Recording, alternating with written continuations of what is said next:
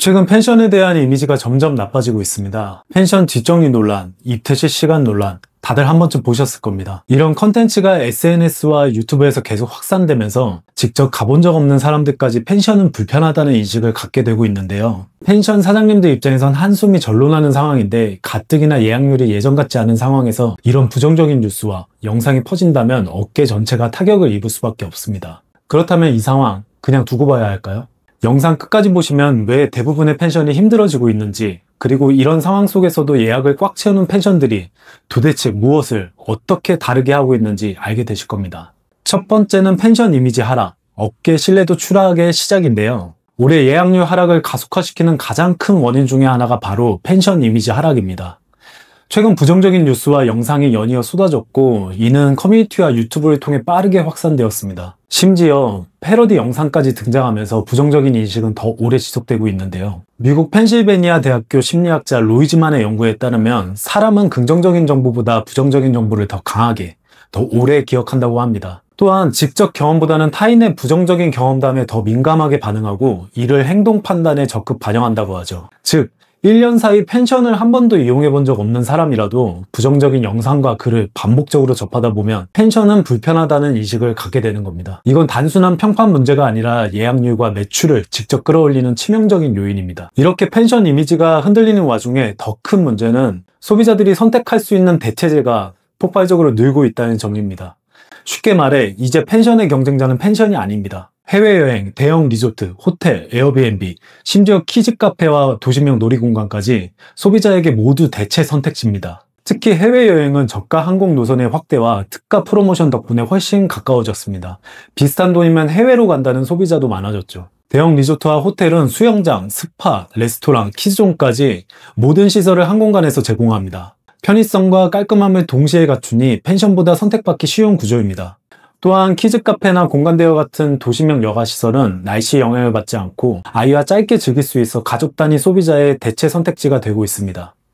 결국 펜션은 이제 완전히 다른 형태의 여행, 여가시설과도 예약 경쟁을 해야 되는 상황입니다. 세 번째는 손님들의 취향 변화 속도인데요. 지금 말하는 이 순간이 가장 느린 시점이다 라고 할 만큼 정말 빠르게 변화하고 있습니다. 예전에는 깨끗한 방과 바베큐장만으로도 예약받기에는 충분했는데요.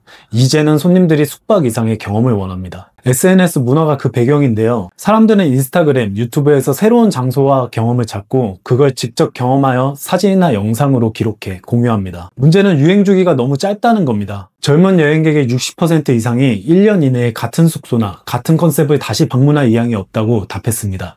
올해의 인기 포인트가 내년엔 금세 식상해지는 이유죠. 그래서 포토존, 테마 객실, 숙소 내 액티비티, 계절별 이벤트 같은 요소가 예약의 성패를 좌우하는 핵심이 되고 있습니다. 손님들의 취향이 빠르게 바뀌고 대책 선택지까지 계속 늘어나는 상황에서 결국 마지막에 남는 경쟁은 노출 싸움, 바로 마케팅입니다. 예전에는 네이버 블로그 몇 개만 잘 노출시켜도 예약이 꽉 찼습니다. 하지만 지금은 상황이 완전히 바뀌었는데요. 인스타그램, 유튜브, 쇼폼 영상은 물론이고 네이버, 카카오 광고까지 병행해야 겨우 사람들에게 보여지고 있습니다. 문제는 경쟁 펜션들도 모두 똑같이 광고를 하고 있다는 겁니다. 디지털 광고 시장은 철저히 경매 방식으로 돌아갑니다. 같은 키워드를 노리는 업체가 많아질수록 클릭당 단가는 치솟고 광고 효율은 떨어집니다. 실제 업계 조사에 따르면 지난 5년 동안 네이버 검색 광고 평균 클릭 단가는 일부 여행 숙박 키워드에서 40% 이상 상승한 것으로 조사됐습니다. 광고비는 더 쓰는데 예약 전환율은 예전만 못한 상황이 벌어지는 거죠. 전략 없이 예산만 쓰면 손해보기가 쉽습니다. 손님이 와도 OTA 수수료, 인건비, 유지비를 빼면 남는 게 거의 없을 때도 많습니다. 그래서 중요한 건 내 펜션의 상황에 맞는 예산으로 남들보다 더 효율적으로 홍보하는 것입니다. 결국 모든 문제의 결론은 하나, 마케팅입니다.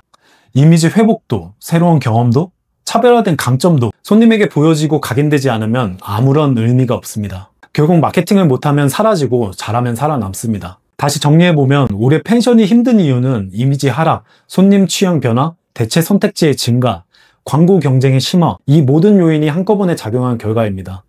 그럼에도 꾸준히 예약을 채우는 펜션이 있습니다. 이들의 공통점은 하나인데요. 마케팅을 통해 좋은 인식을 만들고 그걸 적극적으로 퍼뜨린다는 겁니다.